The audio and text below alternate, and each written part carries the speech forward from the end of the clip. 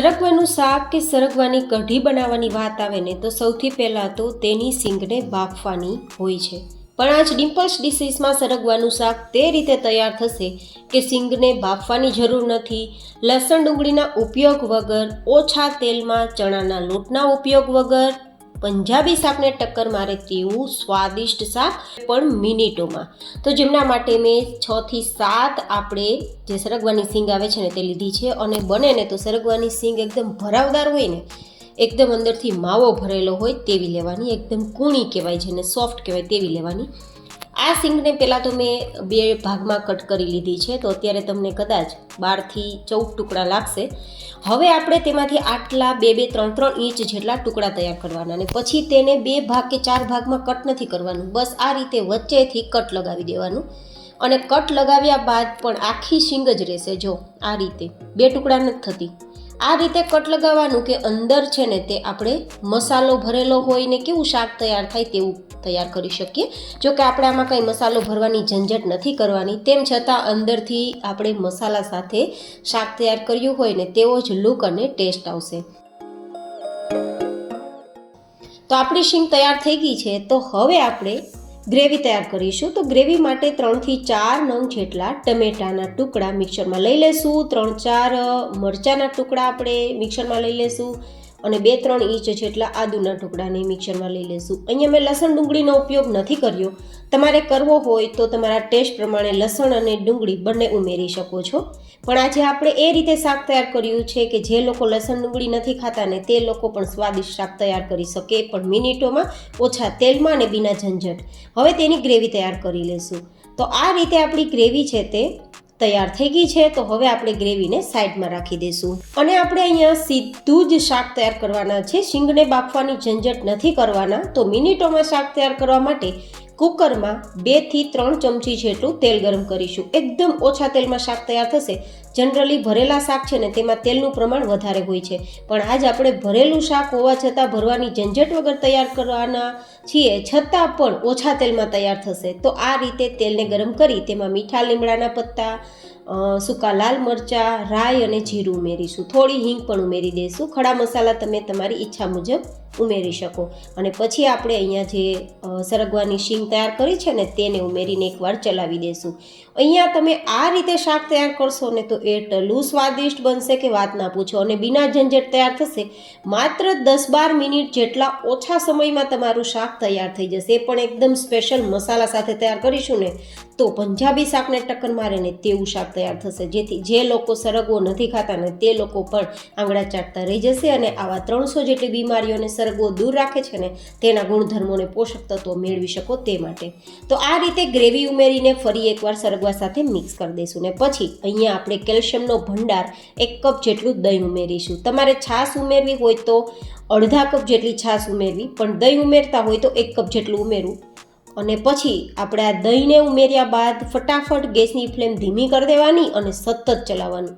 ક્યાં સુધી ચલાવવાનું? જ્યાં સુધી આપણું દહીં છે તે એકદમ એકરસ ના થઈ જાય અને ટમેટાની ગ્રેવી સાથે મિક્સ ના થઈ જાય.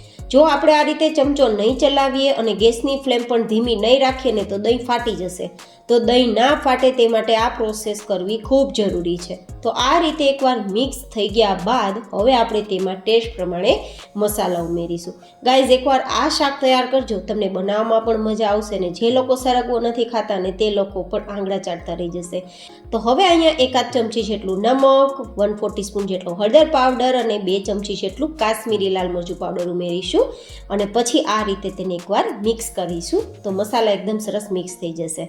અને હવે આ રીતે મિક્સ થઈ ગયા બાદ આપણે અહીંયા 1 ચમચી જેટલો દેશી ગોળ ઉમેરીશું, જેથી ટમેટાની અને દહીંની ખટાશને મેન્ટેન કરી શકાય. તમે ખાંડ ઉમેરી શકો છો, પણ જ્યારે હેલ્ધી શાક બનાવીએ છીએ તો ખાંડ શું કામ ઉમેરવાની? આપણે અહીંયા ગોળ જ ઉમેરીશું, જેથી વધારે હેલ્ધી શાક તૈયાર થાય. અને ફરીથી મિક્સ કરી દઈશું. હવે મારે થોડી પાતળી ગ્રેવી જોઈએ છે ને તો અડધા ગ્લાસ જેટલું પાણી ઉમેરું છું. તમારે ઘાટી ગ્રેવી જોતી હોય ને તો પાણી ઉમેરવાની જરૂર નથી. આ રીતે ચલાવીને હવે આપણે આપણા કુકરના ઢક્કણને બંધ કરી દઈશું અને 5 સીટી સુધી કૂક કરીશું. તો 5 સીટીમાં ગ્રેવી પણ કૂક થઈ જશે અને શીંગું પણ સોફ્ટ થઈ જશે. ત્યાં સુધીમાં આપણે આ સબ્જીને એકદમ પંજાબી સ્ટાઇલ તૈયાર કરવા માટે ગ્રેવી તૈયાર કરીશું.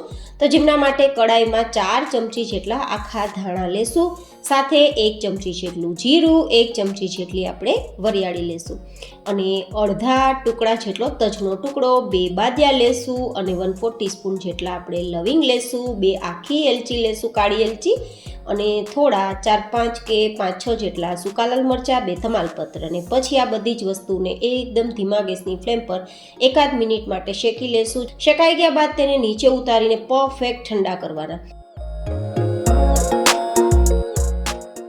એ ઠંડા થાય ત્યાં સુધીમાં તે જ કડાઈમાં 4 ચમચી જેટલા દાણાને શેકવાના છે. દાણાની ફોતરી નીકળે ત્યાં સુધી નથી શેકવાના, માત્ર અંદર સુધી શેકાવાથી તેની સ્મેલ સારી આવે એટલા માટે શેકીને તેને પણ નીચે લઈ લેશું અને ઠંડા કરવા છોડી દઈશું. હવે તે જ કડાઈમાં 2 ચમચી જેટલા તલને શેકીશું. તલ શેકાઈ ગયા બાદ ગેસની ફ્લેમ બંધ કરી પછી 2 ચમચી જેટલું ટોપરાનું છીણ ઉમેરીને આપણી કડાઈ અને તલ બંને ગરમ છે ને તો ત્યાં થોડી વાર ચલાવશું ને તો ટોપરું પણ શેકાઈ જશે. આ બધી જ વસ્તુ શેકાઈ ગયા બાદ તેને પરફેક્ટ ઠંડી કરવાની છે.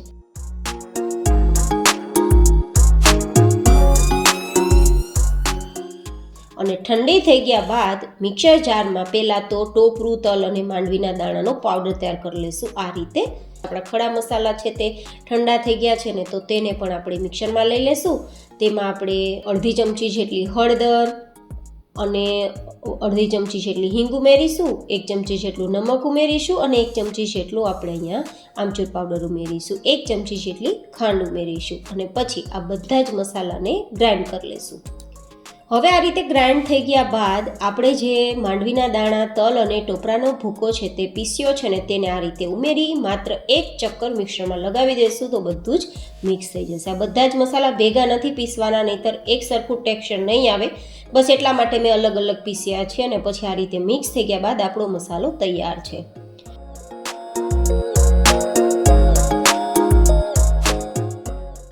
કુકરમાં 5 સીટી થઈ ગઈ છે અને વરાળ પણ નીકળી ગઈ છે તો ઢક્કણ ખોલી અને પછી ચેક કરી લેવાનું શીંગ બફાઈ ગઈ છે કે નહીં. જનરલી આપણે શીંગને બાફીએ ને ત્યારે પાણીમાં બાફીને પછી તેનું શાક તૈયાર કરતા હોય તો શીંગનો જે ટેસ્ટ છે ને તે એકદમ થોડો ફીકો થઈ જતો હોય છે, મોરો પડી જતો હોય, કારણ કે પાણીમાં બફાઈ ગયેલી વસ્તુ થોડી મોરી જ પડી જાય. પણ આ શીંગનો ટેસ્ટ ખૂબ જ સ્વાદિષ્ટ આવશે કારણ કે આ ટમેટાની અને દહીંની ગ્રેવી સાથે બફાયેલી છે, પાણી સાથે બફાયેલી નથી, તો વધારે સ્વાદિષ્ટ આપણું શાક તૈયાર થશે. તો મેં તમને એકદમ સરળ રીત બતાવી છે અને શાક વધારે સ્વાદિષ્ટ થાય ને તે માટે આ રીત બતાવી છે. હવે આ શીંગને ચેક કરીએ ને તો એકદમ સરસ ટુકડા થઈ જાય છે, મતલબ બફાઈ ગઈ છે. તો તૈયાર કરેલ મસાલો તમે તમારા સ્વાદ પ્રમાણે ઉમેરી શકો છો. હું અહીંયા 4 થી 5 ચમચી જેટલો જ ઉમેરું છું. વધેલો મસાલો હું એરટાઇટ બોક્સમાં ભરીને રાખી દઈશ, બીજા કોઈ પણ શાકમાં ઉપયોગમાં લઈ લઈશ. તમે પણ આ રીતે કરી શકો છો. હવે આ રીતે એકવાર મિક્સ કરી દઈશું અને પછી આપણી આ શીંગ સાથે, ગ્રેવી સાથે જે મસાલો ઉમેર્યો તે એકદમ સરસ કોટ થઈ જાય, થોડો ઘટ થઈ જાય તે માટે મીડિયમ ગેસની ફ્લેમ પર ઢક્કણ ઢાંકી 2 મિનિટ માટે થવા દઈશું. અહીંયા હવે સીટી કરવાની જરૂર નથી, બસ 2-3 મિનિટ કૂક થશે ને તો એકદમ સરસ બધું મિક્સ થઈ જશે ને શાક થોડું થીક થઈ જશે.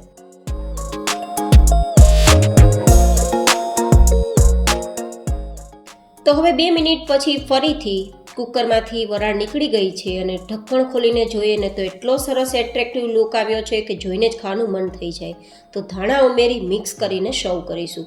ગાઈઝ, આ શાકમાં 2 થી 3 જ ચમચી જેટલું તેલ છે, છતાં આટલો સરસ લુક આવ્યો છે જેનું કારણ છે આપણે ચણાના લોટનો ઉપયોગ નથી કર્યો. જો ચણાના લોટનો ઉપયોગ કરીએ ને તો આટલા ઓછા તેલમાં તો આટલું સરસ શાક ના જ બને. તો મેં આ તમને ટ્વિસ્ટ સાથે શાકની રેસીપી શેર કરી છે જે પંજાબી શાકને ટક્કર મારે તેવો લુક અને ટેસ્ટ આપશે. તો આ શાકની રેસીપી તમને કેવી લાગી મને તમે જરૂર કોમેન્ટ કરીને તમારા ફીડબેક આપજો.